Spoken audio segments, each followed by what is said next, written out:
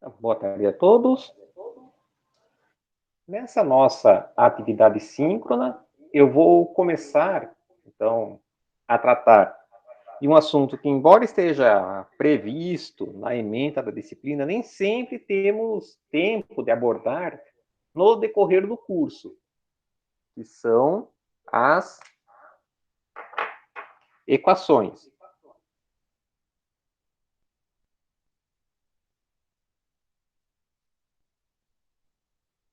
de Poisson e de Laplace.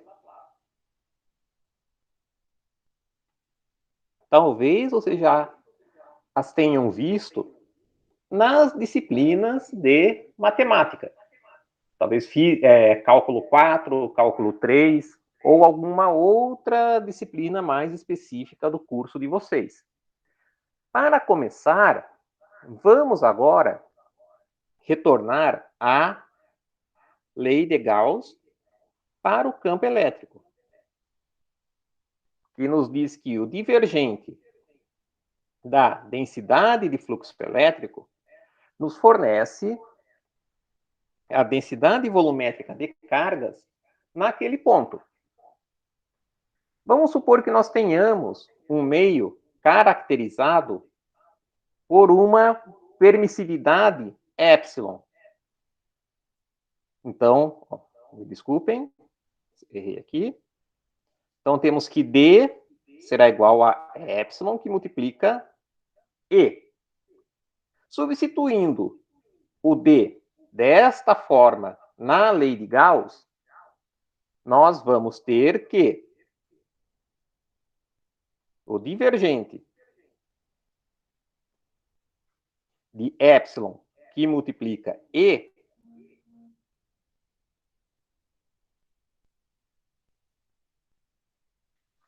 será dado por ρ de V. Simplesmente substituir este D, dessa forma epsilon E, aqui em cima. Se nós tivermos um meio homogêneo,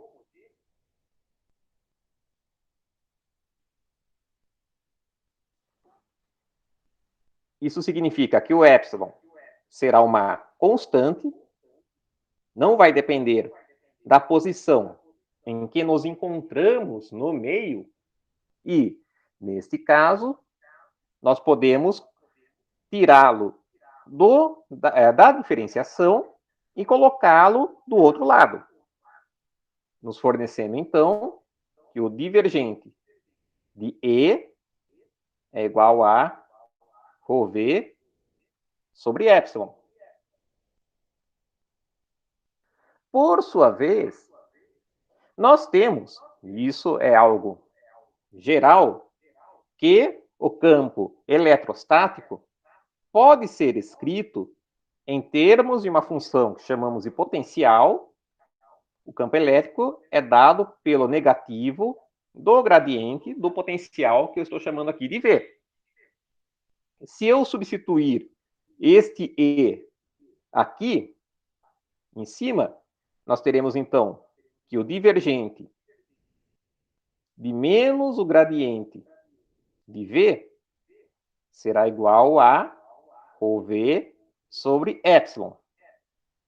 Divergente do gradiente, nós vamos escrever como sendo o nabla ao quadrado. Então, temos nabla ao quadrado de V. Esse sinal negativo, vou colocar para o outro lado. Menos ρV sobre epsilon. Nabla ao quadrado é chamado de Laplaciano. Esta equação, por sua vez, é chamada de equação de Poisson.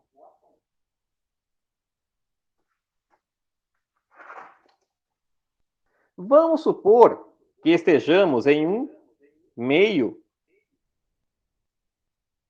sem cargas livres.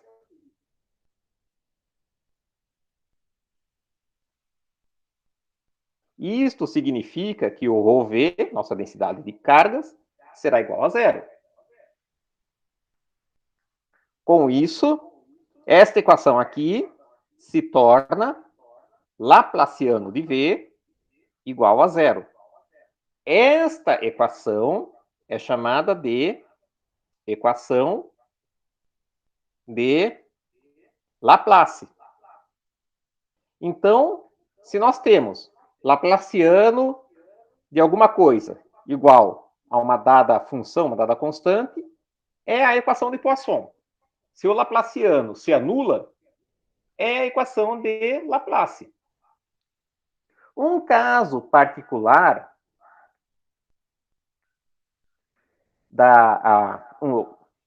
esse operador Laplaciano, vocês já devem ter se deparado com ele antes no curso de engenharia, e nós vamos voltar a ele mais adiante no nosso curso, quando encerrarmos a disciplina e tratarmos da equação de onda, das equações de Maxwell.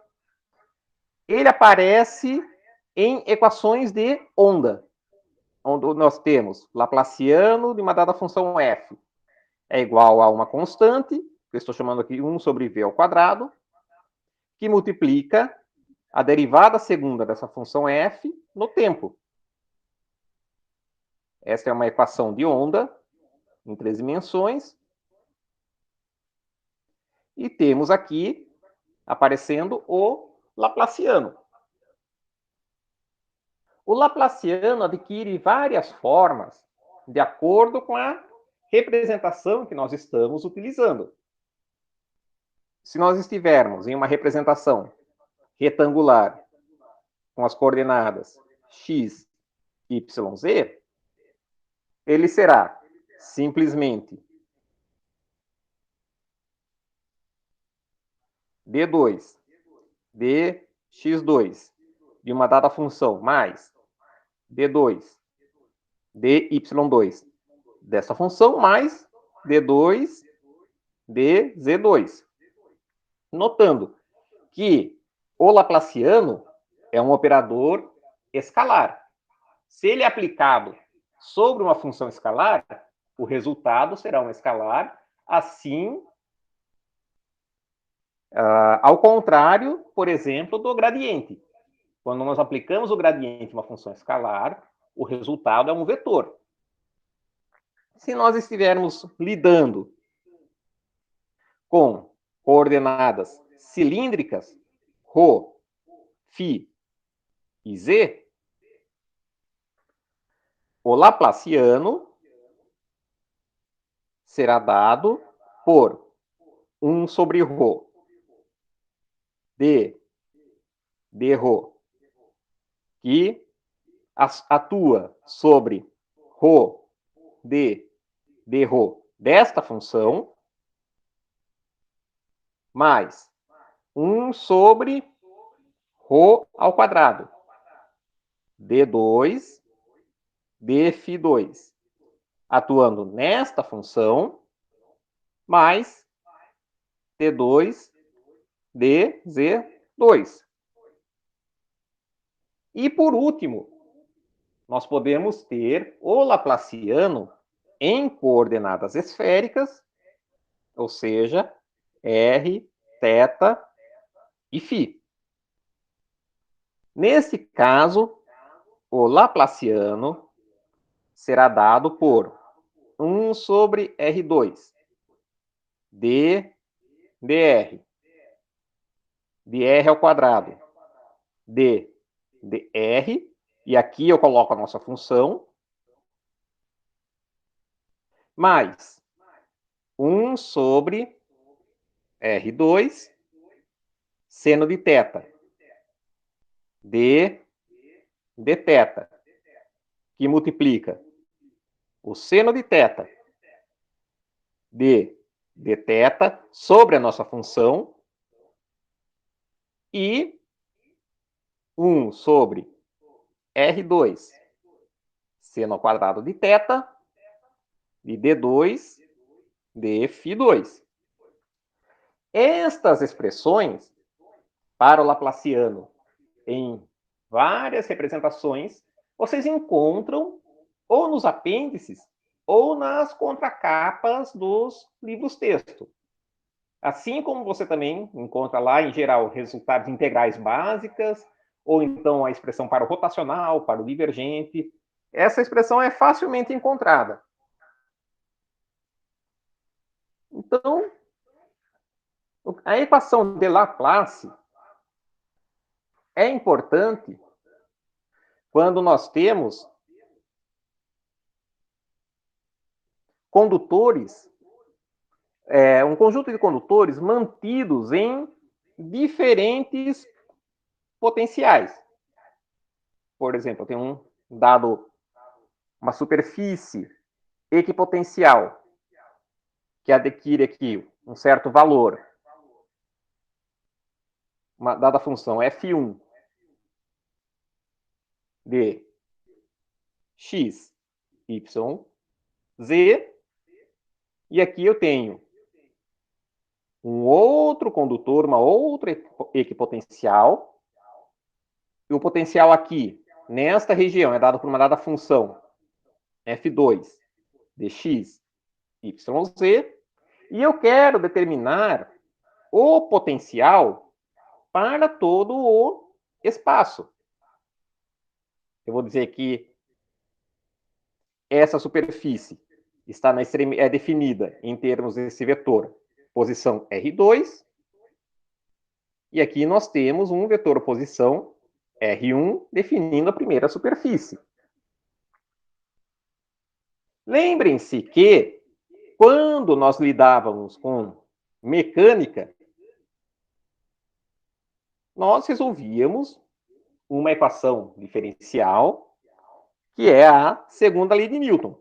Nós calculávamos a resultante de todas as forças atuantes sobre um corpo, igualávamos esta resultante à derivada temporal do momentum linear. Trata-se da segunda lei de Newton. E eu vou aqui, meu objetivo é obter o meu R de t, a minha trajetória do corpo. Para obter a trajetória do corpo, eu preciso de duas constantes. Preciso do R em um tempo inicial, que eu chamarei aqui de zero, e do momentum linear em um tempo que eu chamarei de zero. Estas são as minhas condições iniciais. Valores das minhas funções em um instante inicial, que eu chamei de zero. Na equação de Laplace, nós não teremos a solução dada em termos de duas constantes, de dois pontos, digamos assim. Nós estamos lidando aqui com valores, conjuntos de valores referentes a duas regiões do espaço. Ou seja, referentes a contornos de um volume de uma superfície. Por isso que nós dizemos que, quando resolvemos um problema envolvendo a equação de Laplace, nós necessitamos nos referir, nós necessitamos conhecer certas condições de contorno,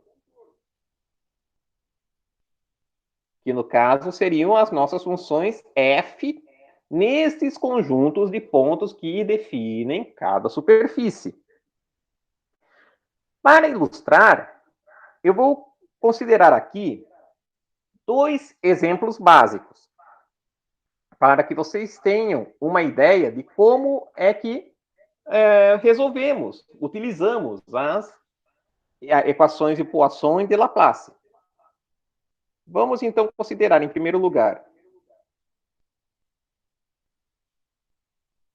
uma dimensão, da forma mais simples. Nós vamos ter aqui D2V dx2 é igual a zero.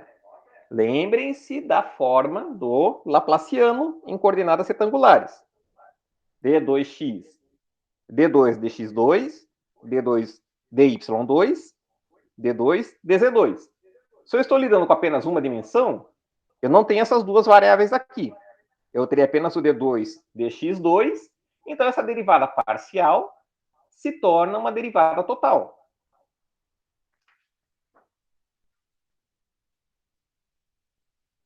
Com isso, bom, vamos então abordar esta equação. Em primeiro lugar, nós temos que d2 dx2 é a mesma coisa que eu escrever d dx, d, dv, dx. Eu simplesmente escrevi d2 dx2 como uma derivada da derivada. E isso, pela equação dada, é igual a zero. Se eu faço a derivada de alguma coisa e essa derivada se anula, então esta alguma coisa deve ser uma constante. Então, o que está aqui dentro, que é o dv dx, será igual a um certo K1. Esse K1 é uma constante que eu vou determinar. Agora, nós vamos resolver esta equação aqui, resultante. Nós temos que o d dx, e eu vou substituir o dv dx pela nossa constante K1,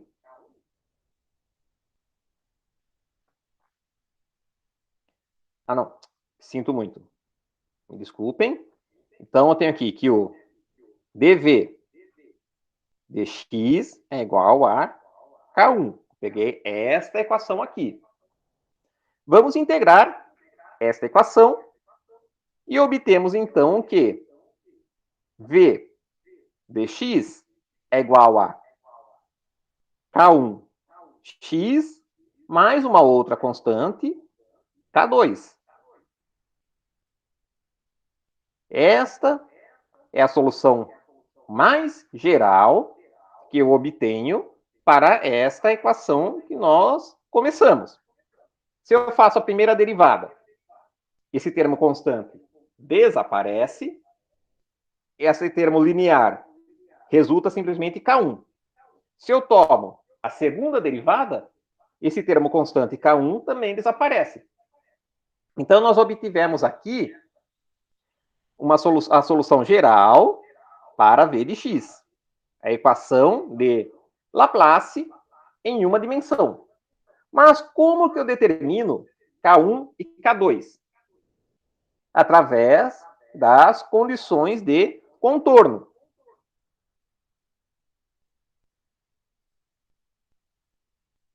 O potencial conhecido em dois pontos do espaço.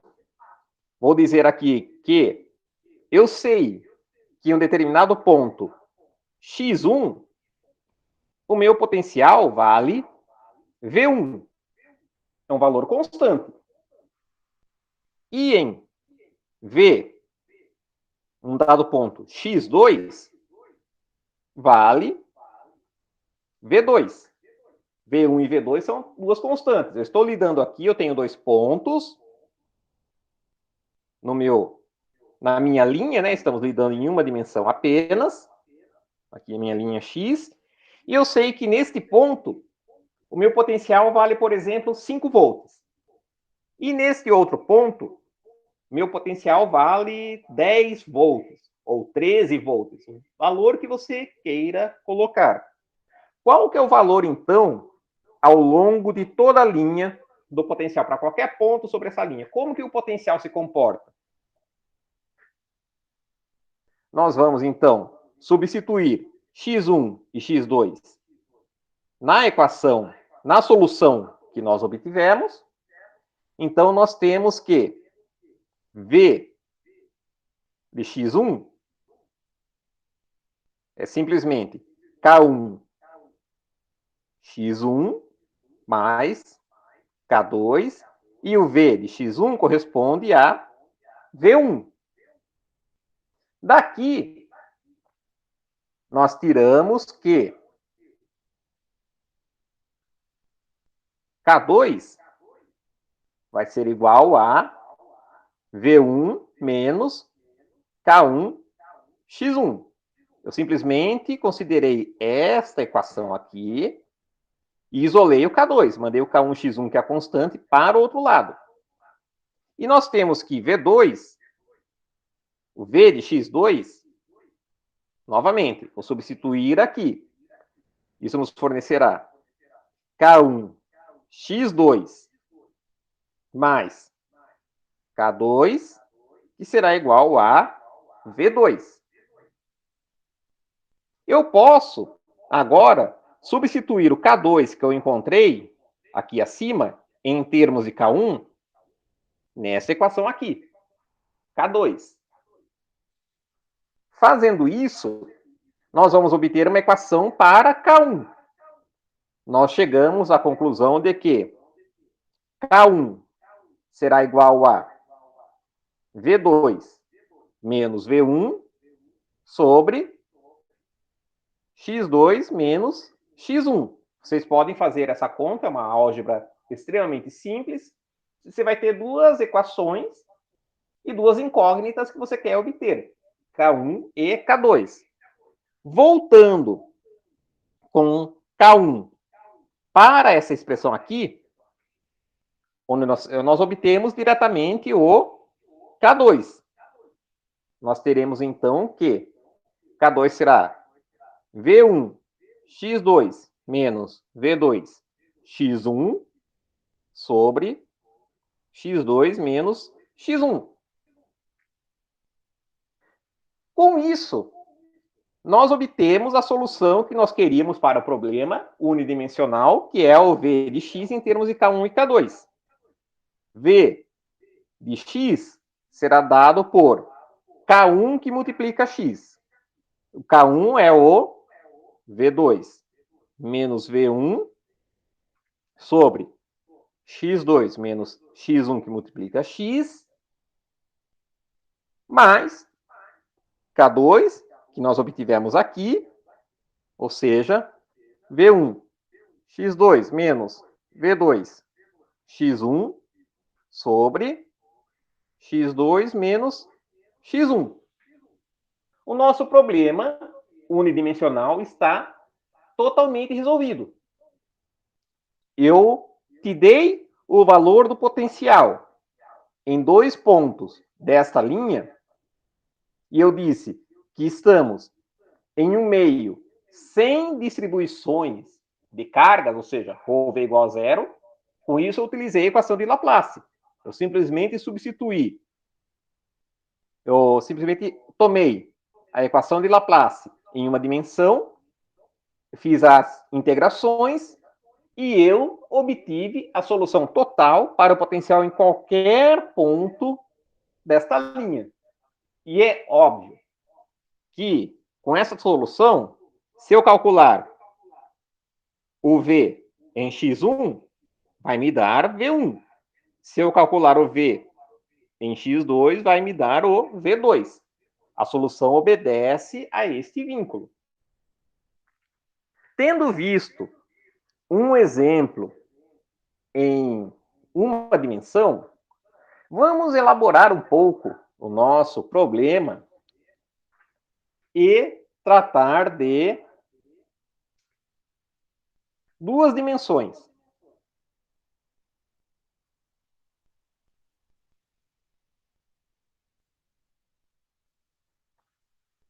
Nós teremos, então, que D2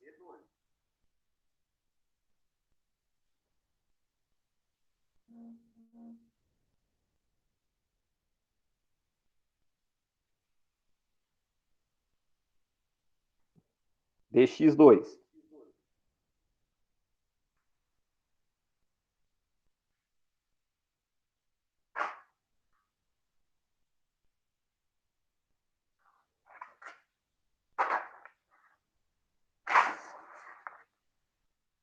Eu vou considerar aqui um potencial. V de x e y é igual a zero. Agora, nós não temos mais um problema necessariamente no contexto da eletrostática. Afinal de contas, se fosse um problema de eletrostática, eu deveria ter um termo também aqui, d2, dy2, dessa função de duas variáveis. Aqui eu só estou ilustrando o nosso problema com um exemplo puramente matemático.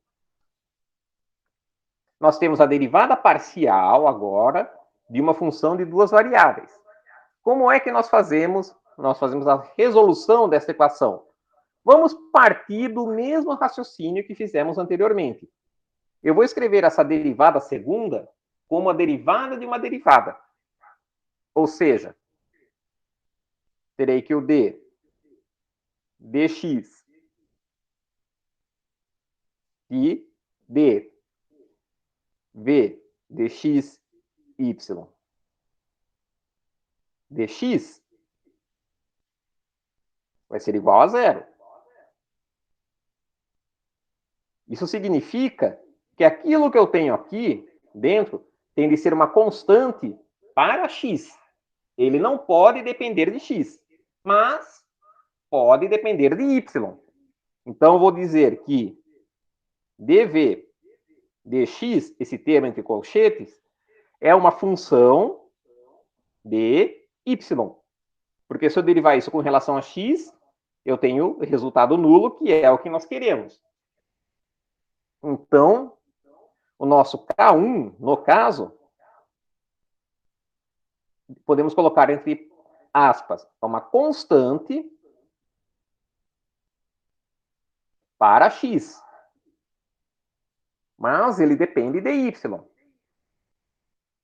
Então, vamos agora resolver esta equação que nós obtivemos, que o dv dx é igual a um certo K1 de y. Então, nós teremos que o nosso v de x, y, será igual a um certo K1 y, que é o que nós obtivemos aqui, mais um K2, que também é uma função de y, é uma constante para x.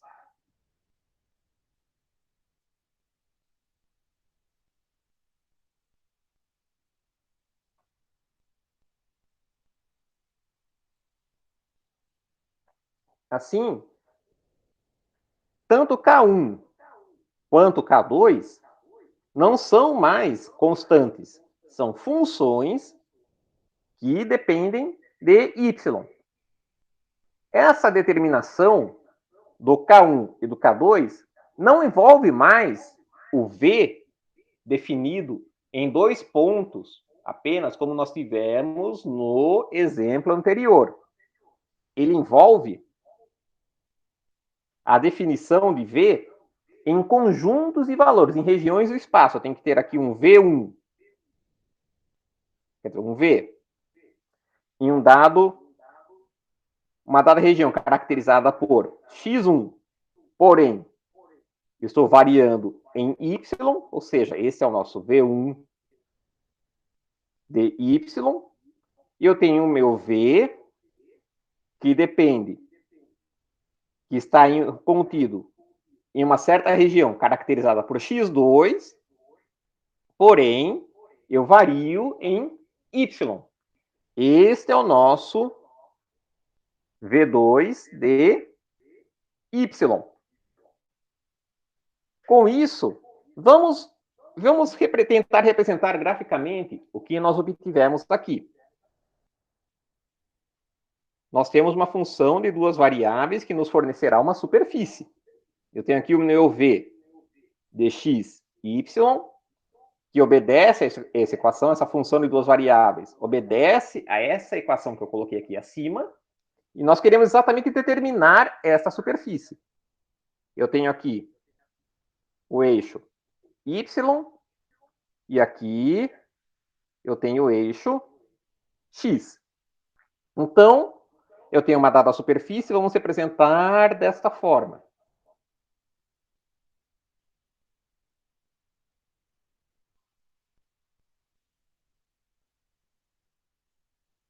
Vocês podem imaginar um... Eu estou falando aqui, fazendo aqui uma forma genérica. Um chapéu, por um exemplo, que eu estou colocando aqui neste plano XY. Eu tenho aqui recortes, que eu tenho aqui essas funções. K1 de Y e K2 de Y, que eu chamei aqui de... que são dadas em termos dessas funções V1Y e V2Y, são recortes desta função quando eu secciono em um dado plano. Por exemplo, vou definir aqui o meu x1 e define o y1. Eu tenho, então, esta. Eu vou seccionar por um dado plano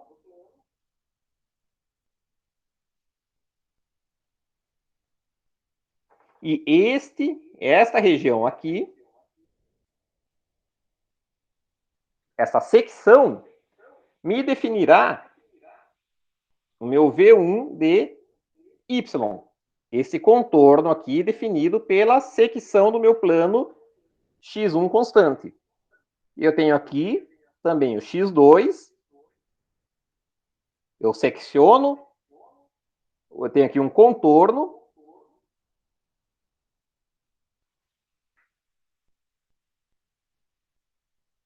Que define o meu V2 de Y.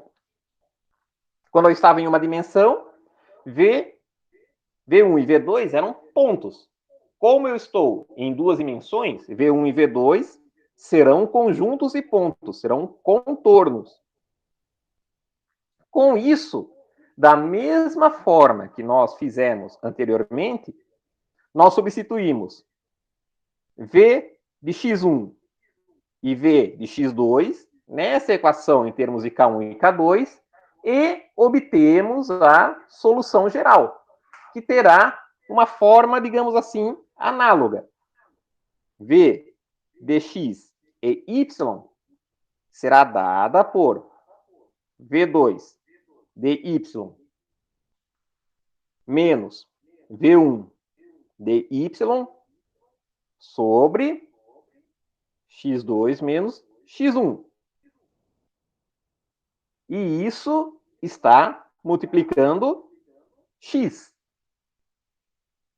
E eu terei também V1 dy x2 menos V2 dy x1 sobre x2 menos x1.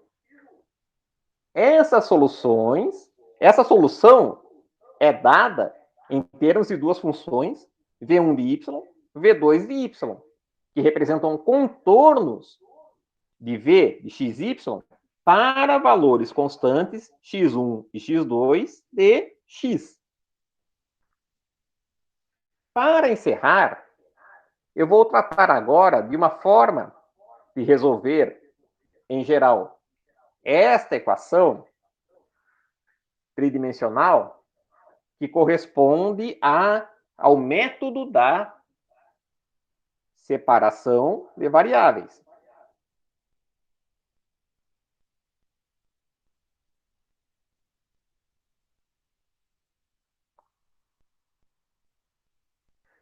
Vamos supor que nós tenhamos a equação de Laplace. Laplaciano de V é igual a zero em coordenadas retangulares. Há situações específicas em que a solução pode ser escrita como um produto de funções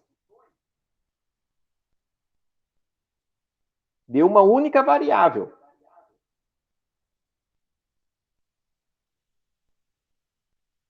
O que eu quero dizer com isso? Eu estou dizendo que V de x, y, z pode ser dada por uma certa função que eu chamarei de x e colocarei serifas para diferenciar da nossa variável x, e essa função só depende de x, eu tenho uma outra função, que é a minha função y, maiúscula, com serifas, que depende apenas de y, e uma dada função z, que depende apenas da variável z. Veja que eu tenho aqui a minha solução v, dada como um produto de funções que dependem apenas de uma única variável. Nem sempre nós podemos considerar uma expressão, uma solução dessa forma. Depende da simetria do problema. E eu posso ter essa forma em x, y, z.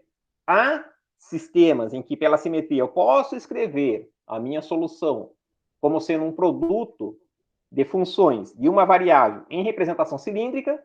Por um exemplo, eu teria uma função que só depende de ρ, vezes outra que só depende de φ, vezes outra que só depende de z, ou em coordenadas esféricas. Eu tenho uma que só depende de r, outra que só depende de θ e outra que só depende de φ. Bom, como é que eu resolvo, então, a minha equação se eu tenho uma solução desta forma? Vamos substituir o v na nossa equação, expandindo o Laplaciano. Então, eu terei aqui que d2, dx2, dx, dx, y, dy, z, de z, mais d2, dy2, do meu v, que é dado por x, dx, multiplicando y, dy, multiplicando z, de z, mais uma diferencial dupla em z, multiplicando o meu v, que é x, dx, y, dy, z, de z. E isso tudo é igual a zero. Vejam que minha derivada em x vai atuar só nessa primeira função. Essas outras eu posso tirar da diferencial, da derivada. A mesma coisa aqui. A derivada em y só vai atuar em y. Eu posso tirar x e z da derivada. E aqui, a minha derivada só atuará em z. Eu posso tirar x e y da derivada. Com isso, nós ficamos com y de y, z de z. Aí essa derivada parcial se transforma na derivada total, porque eu só tenho x aqui, d2, dx2, dx, eu nem vou escrever o argumento nesse caso, mais x de x, z de z, multiplicando d2, dy2, dy, de y, mais x de x, y de y, que multiplica d2, dz2, de z, z. Isso tudo é igual a zero. As derivadas se tornaram totais. As funções das outras variáveis são retiradas da derivada. Isso tudo é igual a zero. Eu vou dividir toda a equação resultante pelo meu próprio v de x, y, z. Ou seja, eu vou dividir tudo isso aqui por x vezes y vezes z. Que nos fornecerá, então, nesse primeiro termo, o y e o z serão divididos pelo denominador. Eu ficarei apenas com 1 sobre x dx, d2x, dx2. Mas eu ficarei aqui, esses x e z desaparecerão, ficarei apenas com 1 sobre y dy, d2y, dy2 mais 1 sobre z de z, d2z, dz2 igual a zero. Nós podemos, então, isolar o termo dependente de x. Então, 1 sobre x, que multiplica d2x dx2, vai ser igual a menos 1 sobre y ao quadrado, d2y, dy2, menos 1 sobre z ao quadrado, d2z, dz2. De um lado, nós temos uma expressão que depende apenas de x, que pode assumir qualquer valor. De outro, nós temos uma expressão que depende de y e de z, que também podem assumir quaisquer valores. Porém, por hipótese, x, y e z são variáveis independentes. Então, a única forma dessa igualdade ser válida, sendo que x, y e z podem tomar quaisquer valores de forma independente, é se tudo isso for constante. Ou seja, 1 sobre x d2x dx2 é uma constante que eu chamarei de kx. Nós chamamos esta constante de constante de separação.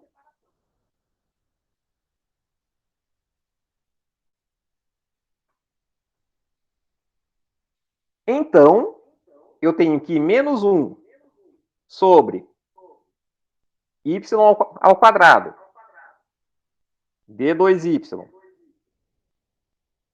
dy2 menos 1 sobre z ao quadrado d2z dz2 é igual a kx. Eu faço a mesma coisa que eu fiz aqui acima. Eu separo y da parte em z e nós obtemos, então, as equações. 1 sobre y dy, que multiplica d2y dy2 é igual a 1 certo ky. E 1 sobre z de z d2z dz2 será dado por ky menos kx. Sendo que nós temos aqui que kz, que seria esta constante referente a z, é o ky menos o kx. Com isso, nós obtemos equações da forma d2x dx2 menos kx, que multiplica x, é igual a zero. Da mesma forma, d2y menos ky, que multiplica y, será igual a zero. E d2z menos kz, que multiplica z, é igual a zero.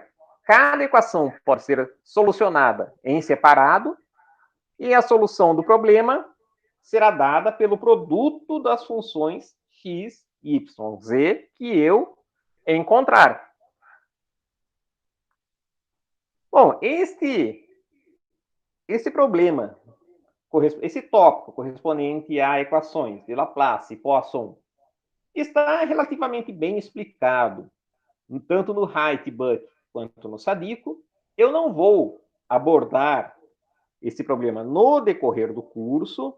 Se, por um acaso, você precisar para o seu trabalho de estágio, para a sua iniciação científica, ou você tiver alguma dúvida referente a algum estudo que você esteja fazendo, você pode entrar em contato comigo no P-Aluno ou mandar uma mensagem por e-mail, pelo Moodle, e eu posso, se for o caso, te ajudar nas suas dúvidas.